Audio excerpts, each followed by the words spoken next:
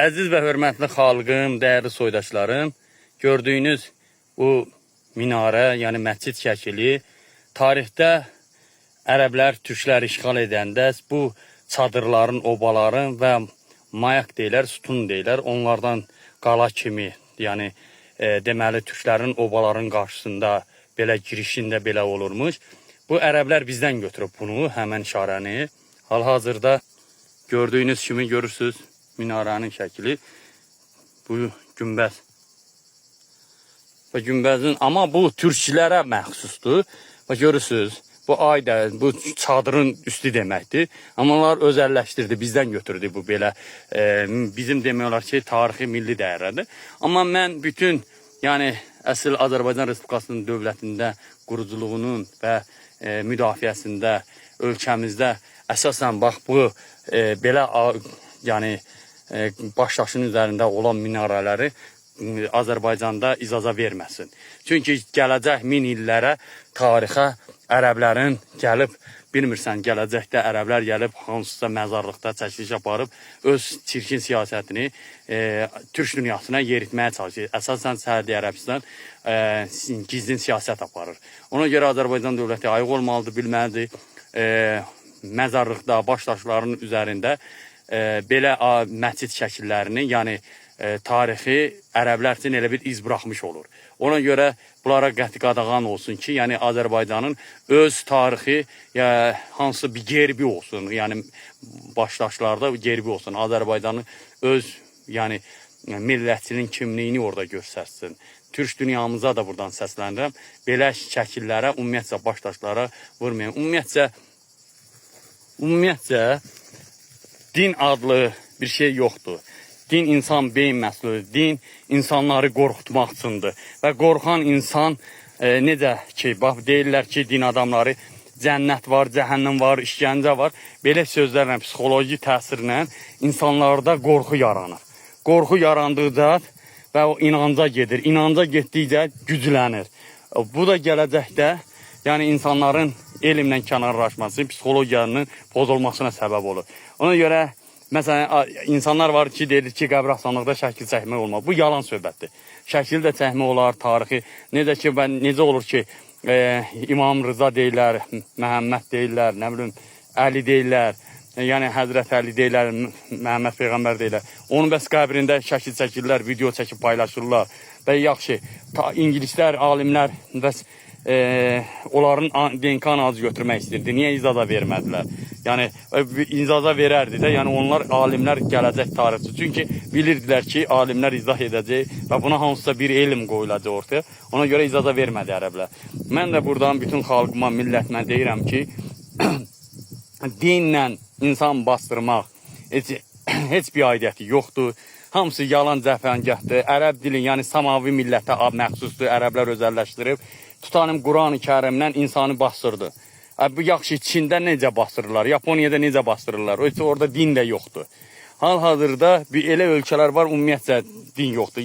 Və yaxud da ulu babalarımız, belə deyək də, zorla İslamı qəbul edəndə, ondan öncəsində və necə olub? Bildiniz mi? Hamısı sual altında qalır. Sadəcə İnsanların, dünya insanlarında böyük savadsızlıq gedir.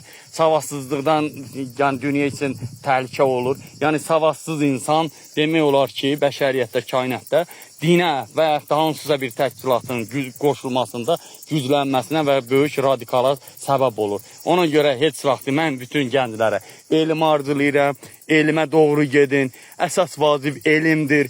Elmlə yəni irəli getmək olar. Elmsiz dünya qaranlıqdır. Yəni elm varsa işıqlıdır. İstədiyin, məsələn, Somaliyətə oturursan, uçursan. Bax, elm budur. Ona görə ərəb dilinin ölüyə heç bir aidiyyəti yoxdur. Sadəcə bizim beynimizə yeridiblər. Məmməd Quzadə deyirdi, ölülərimiz ərəbcə, dirilərimiz rusca, hey danışır. Yəni, belə deyək, bu Azərbaycan dilində mən danışıram, bunlar başa düşmür. Bunu ərəbdən nə başa düşəcək? Bildin mi? Yəni bizim öz kökümüz var, öz kökümüzlə durmalı. Mən sizə dünyanı gəzdiyim üçün, hər gün ictimai cəmiyyətdə olduğum üçün Mən yəni əvvəllər inanmışam, araşdırmışam. Ərəblərin vəhşiliyi, təcavüzün görəndən sonra, zorla İslamı qəbul ediləndən sonra onda anlamışam ki, bu bəşəriyyətdə, kainatda din insanları idarə etmək üçündür. Din qorxudur, din obimdir, din bir təşkilatdır. Ona görə ki, insanları yenə də deyirəm, qorxu altında saxlayıb və öz məqsədlərinə çatmaq üçündür. Dinlə, məsələn, götür İranı, Yəmənə kimi 28 ölkədə öz siyasətini yürüdür, işğal etmək üçün. Dağıstandan, Filistinə kimi, Yəməndən yenə bütün coğrafiyanı ələ keçirdib, işğal edib və ipək yollarını ələ keçirmək istəyir. Bunu ki, ələ keçirmək üçün hansı yolla?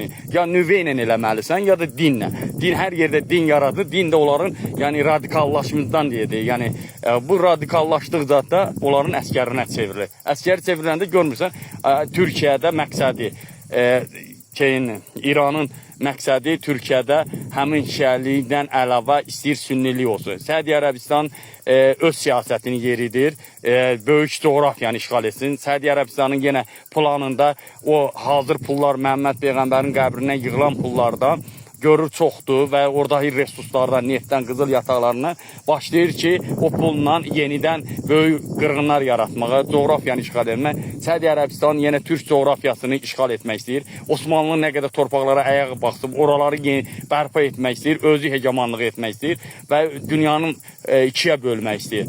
O cümlədən İran da o siyasətdədir. Yəni, İran da yenidən, məsələn, bu coğrafiyanı ələ keçirmək üçün, ipək yolları, iqtisadiyyat yollarını, resursları ələ keçirmək üçün savadsız insanlara bu dinlə. Məsələn, görmürsün, Rusiyanın deməli siyasəti Türkiyəni parçalamaqdır. İranın da siyasəti Türkiyəni parçalamaqdır. Yəni, Türkistan coğrafiyasını yarada bilməsin. Əgər Türkiyəni parçalasalar, o yəni böyük qardaşdır. Türklərin nüfuzu, məsələn, 1000 il geri düşür. Bunların məqsədi, çirkin siyasəti və Siyonistlərin də siyasəti budur. İngilislərin, əsasən də Fransanın. Yəni, bütün dövlətləri demək olsa İngilislər qurur. İngilislərin planıdır. Dini də tarixdə yahudilərlə elə ingilislər yaradıb ki, bugünkü gündə coğrafiyanı ələ keçirsin, işğal etsin. Mən bütün insanlara, bütün tanıyanlara, yaxınlara məsləhətim budur ki, bundan ibarətdir ki, elmə doğru gedin, elmli olun, bilikli olun, yazıqsız, uşaqlarınızı bilikli, savadlı edin. Savadlı olsa uşağın, bilikli olsa, yəni öz gələcəyini, öz sağlamlığını, dövlətə, millətə və öz ailəsinə xeyirli bir cəmiyyət yetişdirməyə, öz maariflənməsinə və gələcək nəsil üçün öz uşaqlarının cəmiyyət içində yetişdirəndə bir xeyirli övlad yetişdirəcək. Özü də cəmiyyətə xeyri verəcək. Çünki düzgün çörəyin qazanacaq. Amma durub indi savadsızlıqdan dinə tapılmaq, nə bilim, necə gedim, İmam Hüseyni İran ərəblərə qarşı istifadə edir. Çünki farslar, belə ərəblər farsları soyqırım qətliam eləmişdi, qisas almaq istəyir. Ərəblər də yenə də çirkin siyasətindən əl çəkmir, coğrafiyanı ələ keçirmək üçün. Bilirsiniz də, sünni deyir, o birisi İngilislər oradan da şiə, iki tiləlik yaradır. Əsasən də vəhabizmi və bu coğrafiyada, türk coğrafiyasında ümumiyyətcə fərqi yoxdur. Səudiyyə Ərəbistan məqsədi Suriyada, İraqda, Azərbaycan, Türkiyədə sünni yaymaydı. Ona görə ki, coğrafiyanı ələ keçirmək istəyir, belə deyə də, necə ki, IŞİD qruplaşması vardı, ikinci elə bir təşkilat yaratmaq istəyir. Çünki Səudiyyə Ərəbistan zənginləşib. Görmürsünüz, Səudiyyə Ərəbistan nəsil bə nəsil hakimiyyətdədir. Gəlir, kimin? O da xalqın hüquqları pozulur, milləti, görürsən, öldürdüyü insanların pulla qanun bağlayırlar. Səudiyyə Ərəbistanda niyə Salmanın nəsli gəlib hakimiyyətdə? Səudiyyə Ərəbistanda savadlı adam yoxdur, nəsil yoxdur. Deməli, bax, bunlar İngilislərlə əli birdir. Bu coğrafiyanı parçalamaq istəyir. Ayıq olun, bir olun, bilikli olun. Mənim sizə tövsiyəm budur, sizə yazığım gəlir. Gələcək uşaqlarınızı elmə doğruldur. Yəni, bu dini radikallaşmasına, kölələşməyə yönətməyin. Yazıqsınız. Hamısı yəni, bu dünyada insan beyin məhsuludur. Din insan beyin məhsulu olduğu üçün radikallaşmaq yaradan da, kölələşdirmə yaradan da, savadsız insanları idarə etmək üçün də həmin deməli dinin başında duranlardır. Yadınızda saxlayın. Əziz və hörmətli xalqım, dəyərli soydaşlarım, çalışın ki, elmə yönəlin. Mən demirəm, gedin ateist olun. Mən demirəm ki, nəsə olun. Mənim məqsədim, fikrim odur ki, ayıq olun. İran, Səudiyyə Ərəbistan, bunların ancaq coğrafiyanı ələ keçirmək üçün bu dindən istifadə edirlər. Ona görə ki, görmürsünüz, Azərbaycanda nə qədər avtopərəstlər var, İranı müdafiə edənlər var. Görürdünüz ki, deməli İsrail Azərbaycana dəstək verəndə İran başladı ki, İsraili vursun. Rusiya da İsraili vurmaq üçün İrana öz mesajlarını verirdi, dəstəyini verirdi ki, yəni İsraili parçalar ki, Azərbaycana güc verməsin. Güc verirsə Təbrizə gəlib çıxacaq. Bax bunların siyasəti budur. Görsə açdıqca açılır bunların sırları. Ona görə hər kəs elmə dəvət edirəm. Sağ olun, təşəkkür edirəm.